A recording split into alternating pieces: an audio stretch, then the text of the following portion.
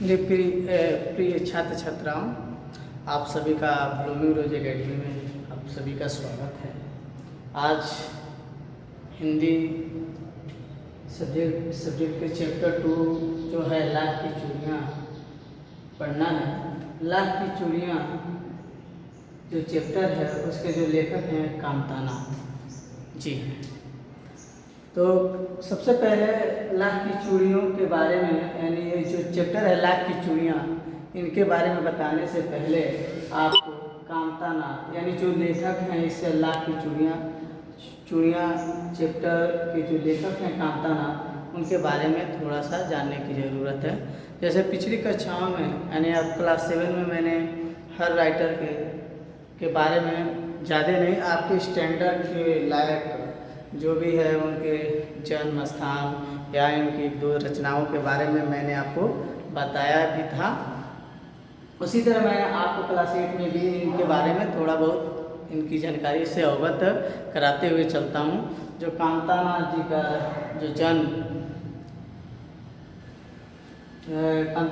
जो जन्म देखा जाए तो 1935 ईस्वी में लखनऊ उत्तर प्रदेश में हुआ था। इनकी मृत्यु में दो भेद हैं, कहीं कहीं कोई 2013 कह रहा है, लेकिन जो स्पष्ट आंकड़े हैं इनकी मृत्यु 2015 ईस्वी में हुआ था।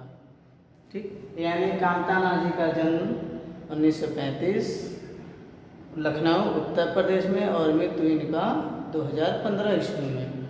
फिर कामतानाथ जी की जो भी रचनाएं हैं वह आधुनिक समस्याओं को चित्रित करता है। इसी पे उनको पद्म विभूषण पुरस्कार भी दिया गया है। इन्हें मध्य प्रदेश से मुक्तिबोध पुरस्कार भी दिया गया है। उत्तर प्रदेश हिंदी संस्थान से इन्हें एस्पार पुरस्कार भी दिया गया है। इन्हें बहुत सारी तमाम पुरस्कार कामतानाथ जी को दी गई हैं। ये इनकी जो लेखन है वह उपन्यास, कहानी, नाटक, अनुवाद, इन सभी क्षेत्रों में यानी साहित्य के संपन्न जो विधाएं हैं उसमें इनकी उत्कृष्ट रचनाएं हैं। तो थोड़ी सी जानकारी जानने की ज़रूरत है। आप जब बड़े स्तर पर जाएंगे तो इनके बारे में बहुत सारे पढ़ेंगे। इतने कवि लेखक आपको मिलेंगे, अभी सोचे नहीं होंगे कि इतने कवि लेखक हैं, उनकी इतनी सारी रचनाएं हैं। तो बस इतना जानना है कि जो लाख की चूड़ियाँ जो पाठ है उसके जो लेखक कामतानाथ जी हैं वो आधुनिक जो आज जो चल रहा है उस पर उनकी सारी परिस्थितियों पर ये अपनी रचनाओं में चित्रित करते हैं। जो लाख की चूड़ियाँ हैं ठीक इसी तरह एक ऐसी सामाजिक परिस्थिति को चित्रित करते हैं, यानी शहरीकरण के चलते और मशीनीकरण के चलते जो गांव की स्थितियां हैं और जो गांव में छोटे छोटे हस्तकरघे उद्योग हैं, जो हाथों से नवनिर्मित वस्तुएं हैं, कैसे धीरे धीरे इस शहरीकरण के चलते, इस मशीनीकरण के चलते धीरे धीरे इनका विलुप्त होता गया। इसी सामाजिक परिस्थिति को, इसी सामाजिक समस्या को इन्होंने अपने इस लाख की चूड़ियों के माध्यम से लेखक ने लिखा है। देखिए, इसका जो मुख्य पात्र है लाख की चूड़ियाँ, जो चैप्टर का मुख्य पात्र है वो है बदलू। बदलू एक मनिहार होता है जो चूड़ियाँ, लाख की चूड़ियाँ बनाता है। आज हम कांच की चूड़ियाँ पहनते हैं। आज इस आधुनिकीकरण युग में यानी शहरीकरण के बढ़ते मशीनीकरण के चलते आज जो नए नए अत्याधुनिक जो कांच की चूड़ियाँ बनने के चलते जो लाख की चूड़ियाँ पहले हाथों से नवनिर्मित की जाती थी, आज इनका जो चमक दमक था वो धीरे धीरे खत्म होता गया है।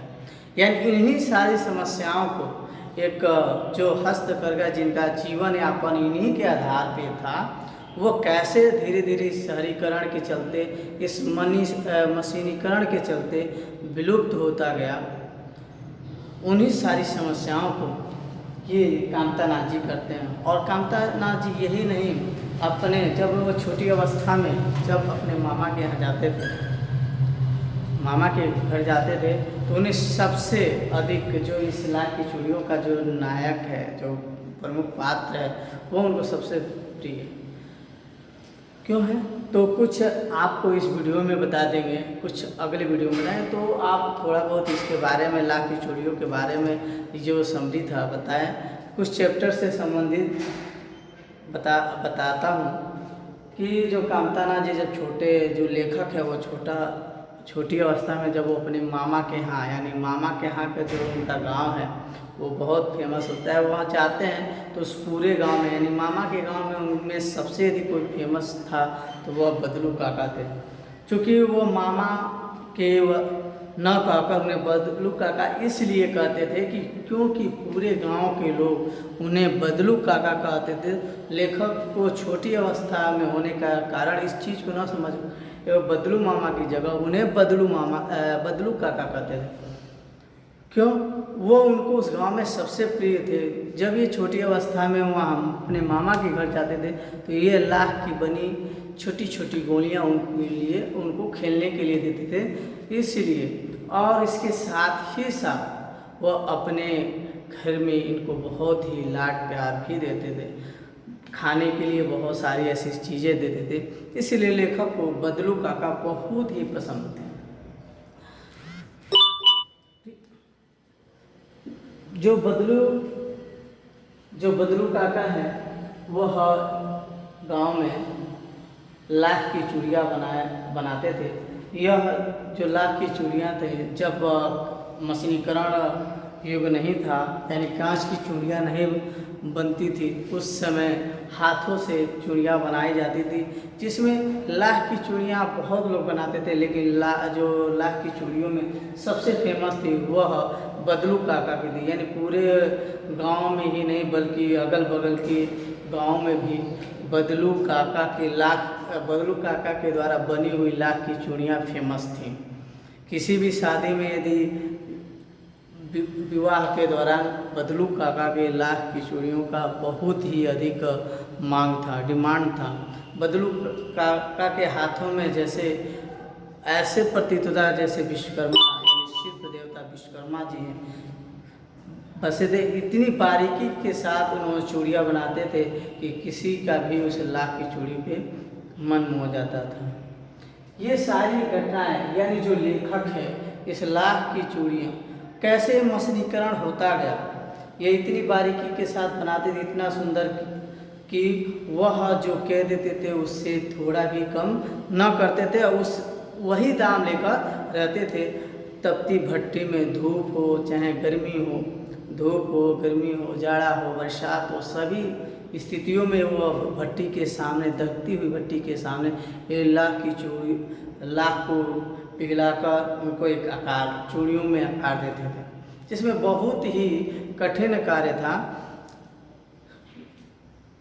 फिर जो उस समय इतने विकास न होने के कारण, मशीनीकरण का विकास न होने के कारण हस्तशिल्प कौशल ही विकसित था, लेकिन धीरे धीरे यह समाज परिवर्तित होता गया, शहर का विकास होता गया, मशीनीकरण युग आया, मशीनों के द्वारा धीरे धीरे कांच की चूड़ियाँ शहरों में आती गई। धीरे धीरे लोग, चूँकि लाख की चूड़ियाँ कुछ महंगी थी, उनसे सस्ते दामों पे कांच की चूड़ियाँ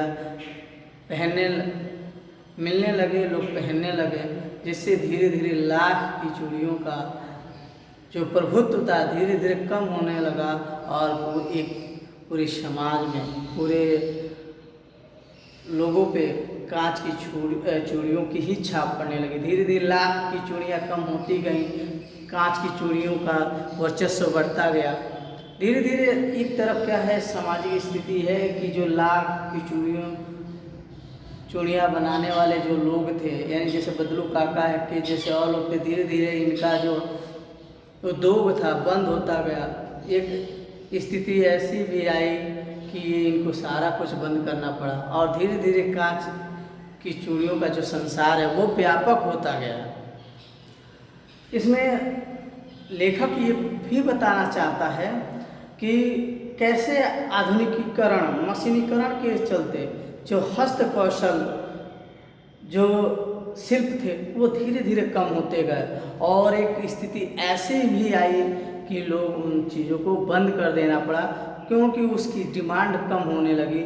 थोड़े से भद्दे हुए करते थे। मशीनों के द्वारा निर्मित वस्तुओं की अपेक्षा ये वस्तुएं हस्त से बनाई हुई वस्तुएं भद्दी हुई करती थी, सुडौल नहीं होती थी, इसलिए इनका मार्केट कम होता गया और एक दिन यह विलुप्त के कगार पे हो गई।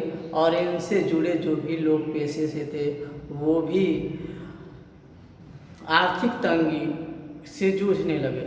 यानी इसी सारी समस्याओं को कामतानाथ जी ने इस लाख की चूड़ियों के माध्यम से समझाया है।